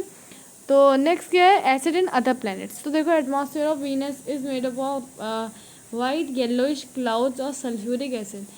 Do you think life exist on this planet? No बेटा, वो लाइफ कैसे एग्जिस्ट करेगी, मतलब सल्फ्यूरिक एसिड के तो इसमें बादल है, तो बेटा कोई कैसे रह पाएगा यहाँ, है ना। Is there a what is the pH of the soil in your backyard? Plants require specific pH range for healthy growth. To find pH required for healthy growth of plant, you collect soil from various places and check the pH in the manner described below in the activity 2.12. Also, you can now note down which plants are growing in the region from which you have collected the soil, ठीक है। तो soil बेटा depend करता है, कुछ plants को acidic ज़्यादा सही लगता है, कुछ प्लांट्स को बेसिक सही लगता है, कोई न्यूट्रल में ग्रो होते हैं, ठीक है। Then pH in a digestive system, so it is very interesting to note that our stomach produce hydrochloric acid, आपको पता ही है। It helps in digestion of food without harming the stomach. During indigestion stomach produce करता है बहुत सारी ऐसे जिसके समय पेन और इरिटेशन होता है, एसिडिटी हो जाती है। To get rid of this pain people use bases called antacids, जो इसमें माइल्ड बेस होता है, जैसे आपका मिल्को मैग्नीशियम हाइड्रोक्साइड, ठीक है। One such remedy you have been suggested by you in the beginning of the chapter. This antacid neutralize the excess acid. Magnesium hydroxide, which is milk of magnesia, is a mild base which is often used for this purpose. Then pH change can cause tooth decay. This is very important बेटा, जो chocolate ice cream वगैरह खाते हो। Tooth decay starts when the pH of the mouth is lower than 5.5. Tooth enamel, which is made up of calcium hydroxide, hydroxapatite, a crystalline form of calcium phosphate, is the hardest substance in the body. It does not dissolve in water, but it is corroded when pH in the mouth it is below 5.5. आपने देखा होगा बेटा, जब iron corrosion होता है iron का, तो iron खोखला हो जाता है। वैसे बेटा ये जो सब्सटेंस है ये भी कोरोड होता है, ठीक है, जब pH 5.5 से कम होता है, क्योंकि तब आपका एसिडिक करेक्टर हो जाता है, ठीक है। Bacteria present in the mouth produce acid by degradation of sugar and food particles remaining in the mouth after eating. मतलब वो अपना वेस्ट एक्सक्रीट करता है आपके दांत में, और उससे क्या होता है, आपका दांत सड़ता है, एसिड क्योंकि उसमें रिलीज होती है, वो सब होता है, ठीक है। The best way to prevent this is to clean mouth after eating food. Brush कर लिया करो, थोड़ा घिस लिया करो थोड़ा दांतों को, ठीक है। कुछ बच्चे तो बिल्कुल नहीं घिसते हैं, तो बेटा घिसा करो। Using toothpaste, which are generally basic for cleaning the teeth, can neutralize the excess acid and prevent tooth decay. Next क्या है बेटा, self defense by animals and plants through chemical welfare. Have you ever been stung by honeybee? Bee sting leaves acid which cause pain and irritation. Use of mild base like baking soda on the stung area gives relief. ठीक है, तो आपने देखा होगा जब चींटी या हनी भी काट देती है तो हम लोग क्या करते हैं, माइल्ड बेस लगाते हैं, क्योंकि ये एसिड रिलीज करते हैं, फॉर्मिक एसिड या मेथेनोइक एसिड. ठीक है. Stinging hair of nettle leaves inject methanoic acid which cause burning pain. अब nature provide neutralisation option. So nettle is the herbaceous plant which grows in the wild. Its leaves has stinging hairs. इसकी leaves में stinging hairs होते हैं which cause painful stings when touched accidentally.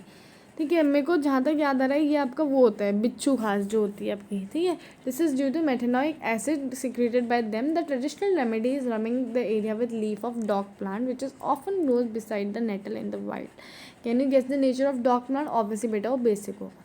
तो next time when you look out for if accidentally you touch a nettle plant while trekking, are you aware of any other effective are you aware of any another effective traditional remedies for such things? तो बेटा आप इसमें क्या करते हो, इसमें आप base वगैरह ही लगाते हो. अगर यहाँ पे मैं नेक्स्ट कुछ एसिड्स की बात करूँ नेचुरल वाली, तो नेचुरल सोर्स विनेगर एसिड होती है एसिटिक एसिड. ऑरेंज की बात करूँ सिट्रिक एसिड. टर्मराइंड की बात करूँ टार्टरिक एसिड. और इसी तरह टोमेटो की बात करूँ ऑक्सैलिक एसिड. सॉर मिल्क की कर्ड की बात करूँ लैक्टिक एसिड. और लेमन की बात करूँ सिट्रिक एसिड, ये मैंने आपको बता ही दिया. आंट स्टिंग की बात करूँ बेटा मैं और आंट स्टिंग की बात करूँ मेथेनोइक एसिड. नेटल की बात करूँ मेथेनोइक एसिड. ठीक है, अब बेटा क्वेश्चंस हमारे आ चुके हैं यहाँ पे कुछ. You have two solutions A and B. The pH solution of A is 6 and the pH solution of B is 8. Which solution has more hydrogen ion concentration? Which of this is acidic and which one is basic? तो बेटा pH solution of A is 6. pH solution A का 6 है और pH solution of B is 8. तो आपको पता है कि बेटा pH जिसका A है, जो A है वो आपका एसिडिक है, B आपका बेसिक है, क्योंकि जिसका pH कम उसका हाइड्रोजन कॉन्सेंट्रेशन ज़्यादा, जिसका pH ज़्यादा इसका मतलब उसका hydrogen concentration come. What effect does the concentration aqueous ions have on the nature of the solution? So if the concentration of H positive ion is more, that means that solution is acidic, and if it is less, that means that solution is basic. Do basic solution have H positive aqueous ions? If yes, why are these basic?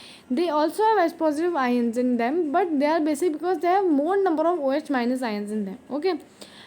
Under what soil condition do you think a farmer would treat the soil of his field?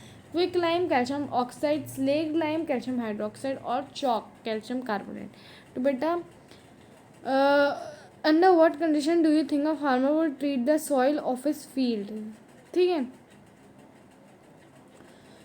Would मतलब farmer under what soil condition do you think farmer would treat the soil of his field. तो किससे treat करेगा बेटा, वो depend करता है.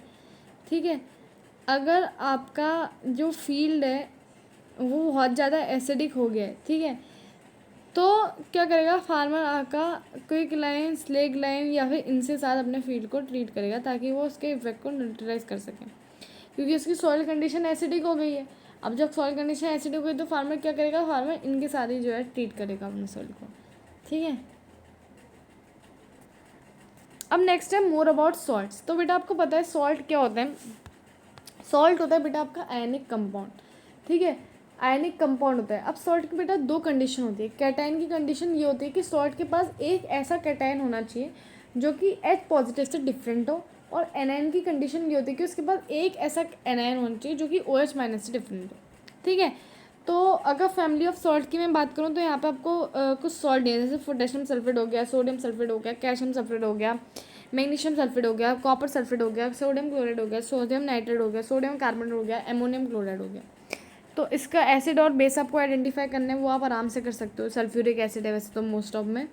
Base आप देख लो, एक में पोटेशियम हाइड्रोक्साइड, एक में सोडियम हाइड्रोक्साइड, इसमें कैल्शियम हाइड्रोक्साइड, एक में मैग्नीशियम हाइड्रोक्साइड, इसमें एक में कॉपर हाइड्रोक्साइड, एक में सोडियम हाइड्रोक्साइड, एक में सोडियम हाइड्रोक्साइड, अच्छा एक में नाइट्रिक एसिड भी है. ठीक है बेटा, सोडियम हाइड्रोक्साइड, एक में सोडियम हाइड्रोक्साइड और सोडियम, फिर एक आपका कार्बोनेट में, एक में आपकी कार्बोनिक एसिड भी है. ठीक है, फिर HCl एसिड भी है आपकी, दो में HCl एसिड है, एक में कार्बोनिक एसिड है, एक में नाइट्रिक एसिड है, और बाकी सब में सल्फ्यूरिक एसिड है. और बेस मैंने आपको सबके बता ही दिया, एमोनियम हाइड्रोक्साइड लास्ट वाला. ठीक है, अब नेक्स्ट आपका salt having the same positive और negative radicals are said to belong to a family. जैसे बेटा यहाँ पे जो पोटेशियम आप देख रहे हो, सोर्स जनरली आपको यहाँ पे सब सल्फेट दिख रहे हैं, तो ये सब सल्फेट किसको बिलोंग करते हैं? सल्फेट फैमिली, ठीक है, सल्फेट फैमिली को बिलोंग करते हैं। इसी तरह क्लोराइड आपको देख रहे हैं, तो ये क्लोराइड फैमिली को बिलोंग करते हैं, ठीक है, क्लोराइड सॉल्ट्स को बिलोंग करते हैं। अब नेक्स्ट क्या आपका यहाँ पे तो यही आपको बताया गया है, जैसे NaCl और Na2SO4, तो ये सोडियम सॉल्ट्स को बिलोंग करते हैं। NaCl और KCl ये आपके क्लोराइड सॉल्ट्स को बिलोंग करते हैं, राइट। अब pH और सॉल्ट्स की बात करते हैं, तो pH की अगर मैं बात करूँ बेटा, कुछ सॉल्ट आपके बेसिक भी हो सकते हैं, एसिड भी हो सकते हैं, न्यूट्रल भी हो सकते हैं। वो डिपेंड करता है कि आपके बेस ने अपने सारे OH माइनस आयन्स रिलीज़ करें या नहीं करें। अगर वो अपने सारे OH माइनस आयन्स रिलीज़ कर देता है, तो इसका मतलब वो जो है आपका बेस पूरी तरह से जो है न्यूट्रलाइज हो चुका है, नलिफाई हो चुका है एसिड द्वारा। और जब सॉल्ट इस कंडीशन में बनता है तो वो आपका बिल्कुल न्यूट्रल बनता है, जब आपका एसिड और बेस दोनों ही अपने OH माइनस आयन्स और H पॉजिटिव आयन्स अच्छी तरह से रिलीज़ कर देते हैं। बट जब ऐसा नहीं होता है, सपोज मान लो एक एसिड एक बेस के साथ रिएक्ट कर रही है, NaOH के साथ सपोज मान लो कार्बोनिक एसिड H2CO3 का आप रिएक्शन करवा रहे हो, ऐसी कंडीशन में क्या होगा, आपका जो NaOH होगा ये अपना कंप्लीट OH माइनस नहीं दे पाएगा, क्योंकि आपका बहुत वीक एसिड यूज़ हुआ है, इफेक्ट नलिफाई नहीं कर पाएगा NaOH का। तो उसकी वजह से जो सॉल्ट आपका बनेगा वो बेसिक बनेगा, उसमें आपका OH माइनस आयन भी मौजूद होगा, ठीक है, जो सॉल्ट आपका बनेगा कार्बोनिक एसिड के साथ जब आप NaOH का रिएक्शन करवाओगे। इसी तरह बेटा अगर मैं आपका HCl के साथ वीक बेस ले लेती हूँ, सपोज मान लो मैंने आपका CaOH होल ट्वाइस ले लिया HCl के साथ सल्फ्यूरिक एसिड के साथ, तो क्या होगा बेटा, सल्फ्यूरिक एसिड का एग्जांपल लेती हूँ, सल्फ्यूरिक एसिड अपना पूरा H पॉजिटिव आयन रिलीज़ नहीं कर पाएगा, क्योंकि वो बेस उतना नलिफाई कर ही नहीं रहा उसके इफेक्ट को, जिसकी वजह से जो सॉल्ट की फॉर्मेशन होगी वो आपका एसिडिक सॉल्ट होगा, उसमें आपको एक H पॉजिटिव कैटायन भी दिखेगा, ठीक है। सो आई होप ये आपको समझ में आ गया। तो स्ट्रॉन्ग एसिड या स्ट्रॉन्ग बेस से जो सॉल्ट बनते हैं वो न्यूट्रल होते हैं, जिनकी pH वैल्यू 7 होती है। वीक बेस और स्ट्रॉन्ग एसिड से जो सॉल्ट बनते हैं उनकी pH वैल्यू 7 से कम होती है, वो एसिडिक सॉल्ट होते हैं।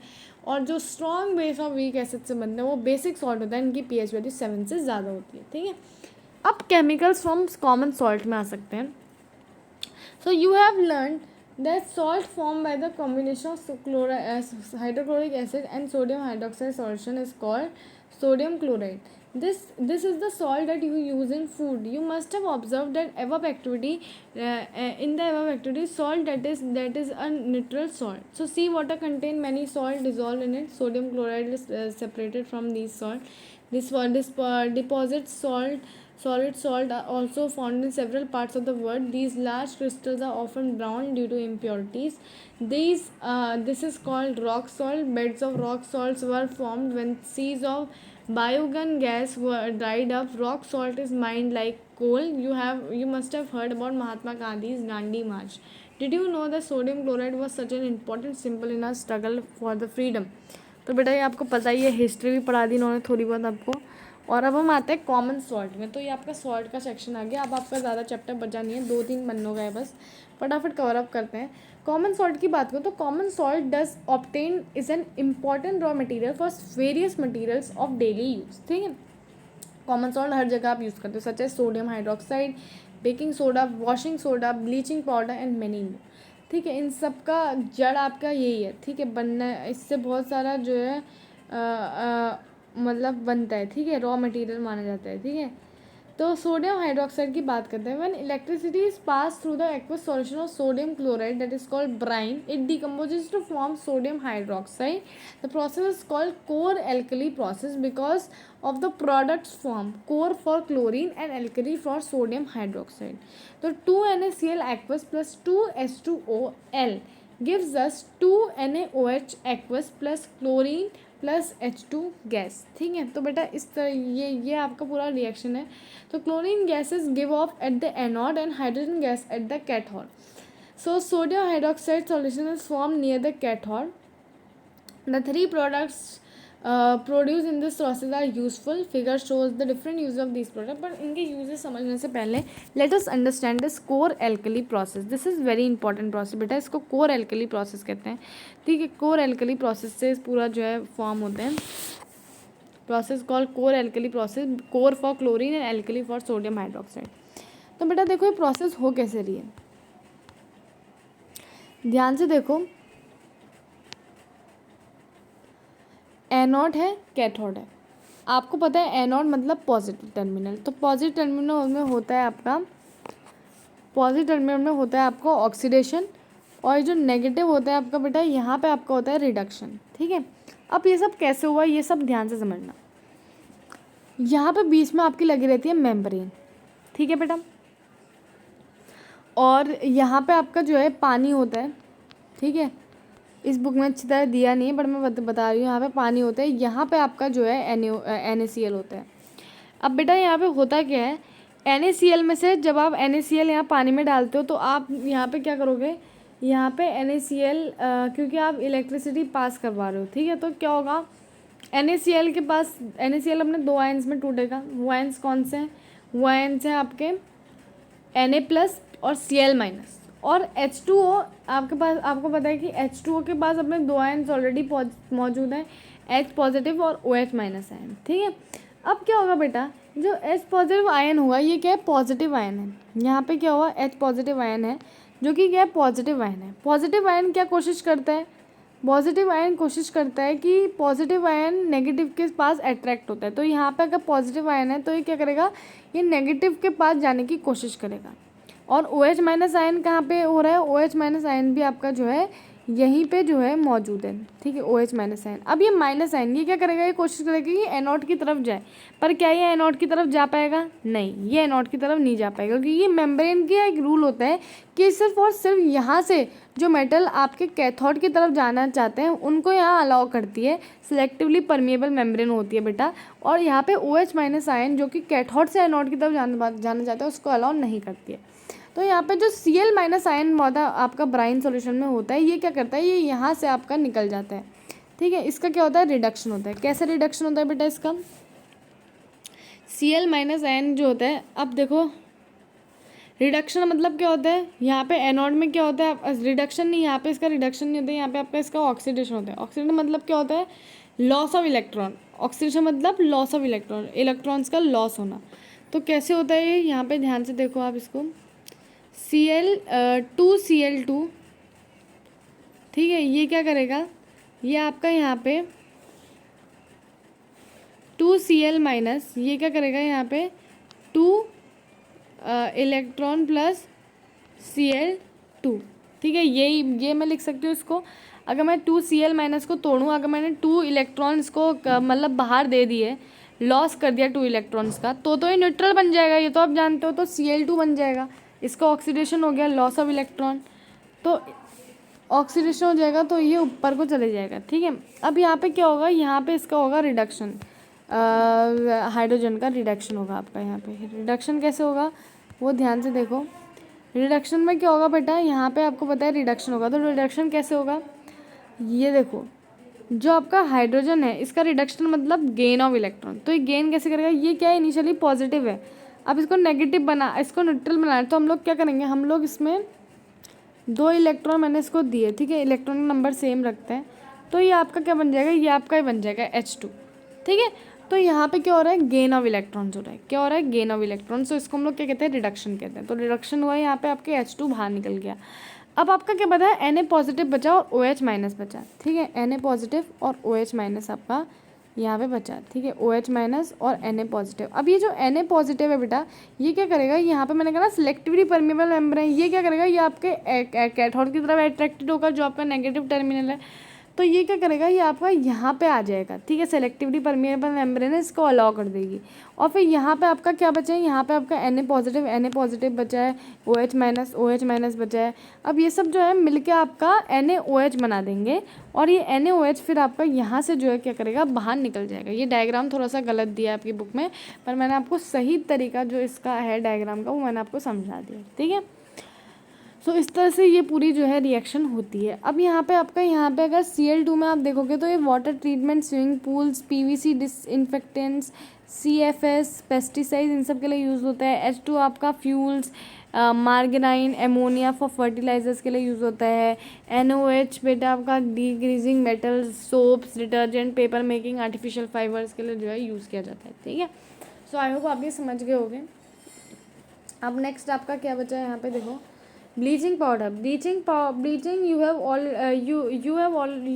already come to know that chlorine is produced due to electrolysis of aqueous sodium chloride brine. सो आपको पता है कि आपका जो है क्लोरीन प्रोड्यूस हो गया जब आप aqueous solution sodium chloride brine का डिकम्पोजिशन कर देते हैं, इलेक्ट्रोलिसिस कर देते हैं उसका. So chlorine gas is use for the manufacture of bleaching powder. तो अब ये क्लोरीन गैस ब्लीचिंग पाउडर बनाने के लिए यूज़ की जाती है. तो bleaching powder is produce by the action of chlorine on dry slake lime, जो कि आपका CaOH होल ट्वाइस होता है. तो जब आप इसमें करते हो तो ये आपको बनाता है CaOCl2, ठीक है, जो कि आपका क्या होता है कैल्शियम, जो कि आपका क्या होता है ब्लीचिंग पाउडर होता है. So through the actual decomposition is quite complex. ठीक है, तो यहाँ पे देखो दो the actual composition is quite complex.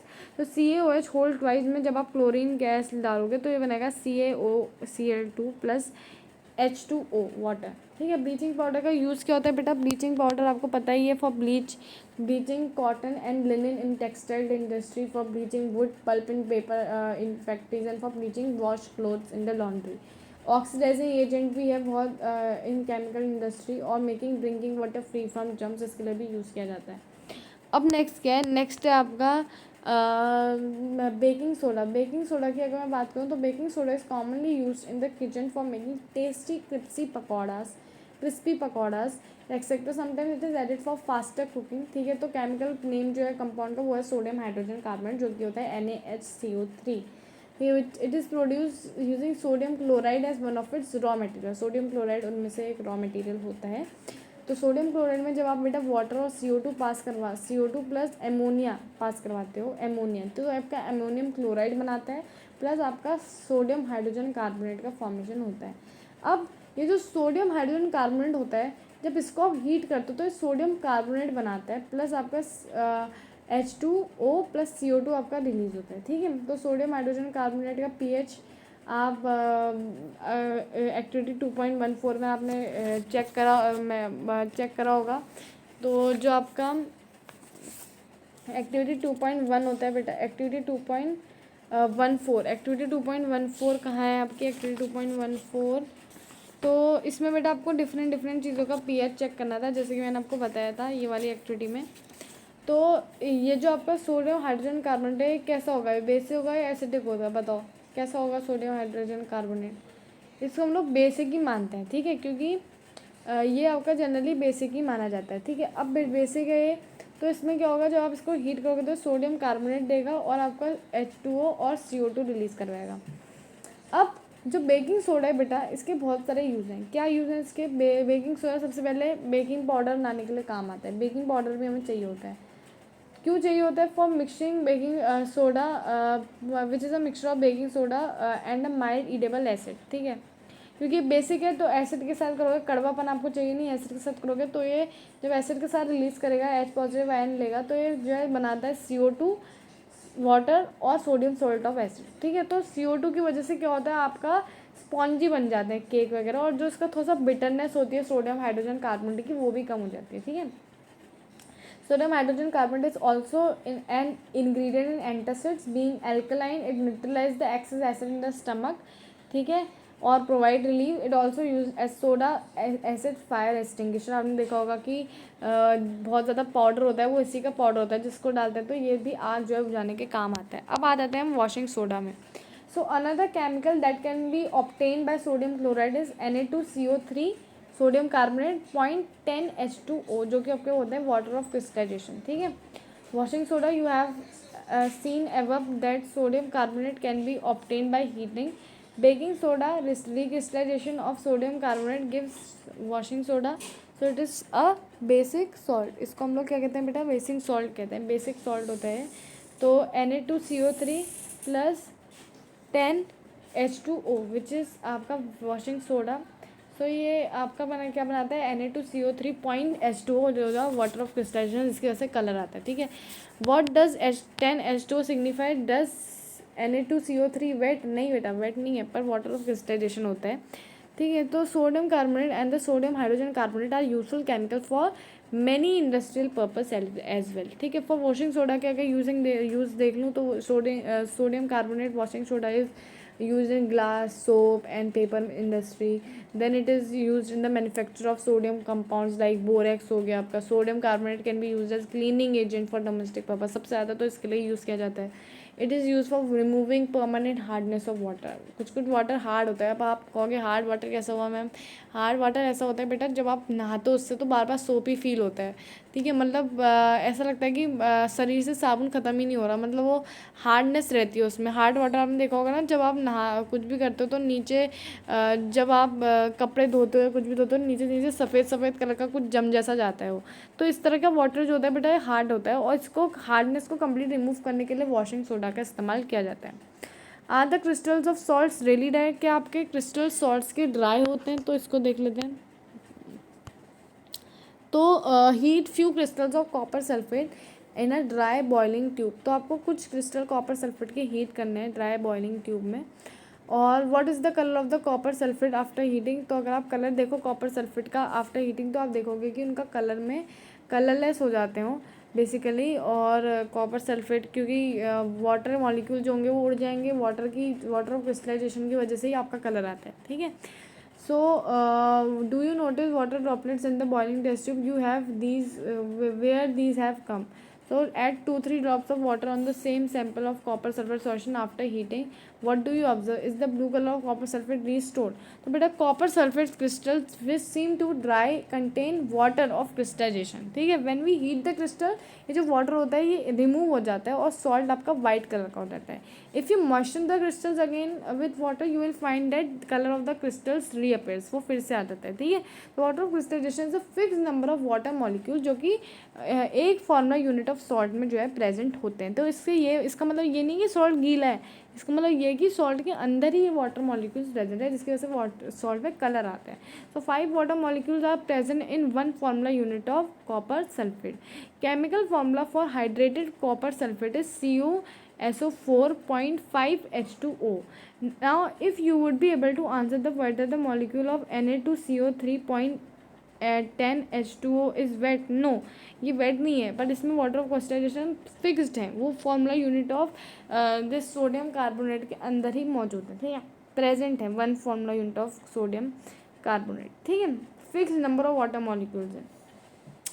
और अनदर सॉल्ट की अगर मैं बात करूँ तो वो है water of crystallization with possess water of crystallization is gypsum. So it has 2 water molecules as water of crystallization. It has chemical formula of CaSO4 which is calcium sulphate 0.2H2O. ठीक है. जिप्सम बहुत hard होता है बेटा. ठीक है. Plaster of Paris की बात करूँ जो कि आपका होता है प्लास्टर ऑफ पेरिस, हमने देखा होगा ना बेटा, वो जो हम लगाते हैं POP कहते हो आप, जो POP. ठीक है. तो on heating gypsum in 373 kelvin it loses water molecule. Heat करोगे वाटर मॉलिक्यूल इवेपोरेट होंगे तो it loses water molecule and becomes calcium sulphate hemihydrate. Hemihydrate मतलब आधा मॉलिक्यूल ऑफ H2O. ये शेयर किया जा रहा है. ठीक है. ऐसा मत बोलना कि आधा कैसे हो जाएगा मैम, आधा नहीं होता है, वो शेयर किया जाता है. ठीक है. इसलिए तो उसको आधा लिखा जाता है. ठीक है. This is called plaster of Paris. So the substance which doctors use as plaster for providing fractured bone in the right position. तो plaster of Paris white powder होता है. जब आप इसको वाटर के साथ मिक्स कर देते हो तो ये जिप्सम में चेंज हो जाता है क्योंकि आप इसमें वाटर जोड़ रहे हो. अब जब इसमें 2H2O मॉलिक्यूल्स फिर से जुड़ जाएंगे, 2H2O वाटर ऑफ क्रिस्टलाइजेशन फिर से आ जाएंगे, तो ये फिर से आपका जिप्सम बन जाएगा. और जिप्सम इज़ वेरी हार्ड. तो आपकी बोन जोन जोड़ने के लिए इन सब के लिए यही यूज़ किया जाता है.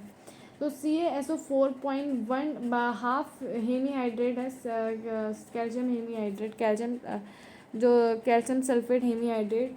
तो प्लस जब 1/2H2O ऐड करोगे तो आपका 2 बन जाएगा. तो CaSO4.2H2O आपका बन जाएगा जो फिर से जिप्सम है. So note that only half of water molecule is shown to be attached with water of crystallisation. How can you get a half of water molecule? It is written in this form because 2 formula units of calcium sulfate, 2 formula unit जो calcium sulphate के हैं वो share कर रहे हैं, एक को share कर रहे हैं, मतलब दोनों के पास एक शेयर हो रहा है वो. ठीक है. तो इसका मतलब ये नहीं कि आधा काट के दिया आपको वाटर का मॉलिक्यूल. उसका मतलब ये है कि जो 2 फॉर्मूला यूनिट है कैल्शियम सल्फेट की वो इसको इस एक को जो है यूज़ कर रहे हैं. Plaster of Paris is use for making toys, materials for decoration and for making surfaces smooth. क्योंकि इसको वाटर मिलाओगे तो हार्ड हो जाएगा, तो सरफेस आपके जुड़ने के उसके लिए टॉय बनाने के काम के लिए आता है. तो try to find out why calcium sulphate hemihydrate is called plaster of Paris, क्योंकि बच्चे इसको पेरिस में पाया गया था. ठीक है, सबसे पहले. Common name for compound CaOH OCl2, तो इसको हम लोग क्या कहते हैं, इसको हम लोग कहते हैं bleaching powder.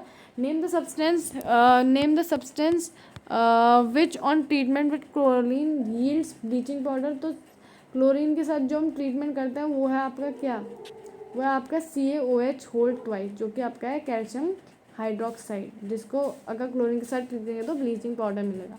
Name the sodium compound which is use for softening hard water, तो वो है washing soda. Na2CO3.10H2O. What will happen if the solution of sodium hydrocarbonate is heated? तो सॉल्यूशन ऑफ सोडियम हाइड्रोकार्बोनेट अगर heat किया जाता है, sodium hydrocarbonate मतलब NaHCO3 जो आपका है Na2SCO3, ठीक है, NaSCO3 कहते हैं बेटा इसको, हाँ NaSCO, Na2 नहीं, NaSCO3, ठीक है.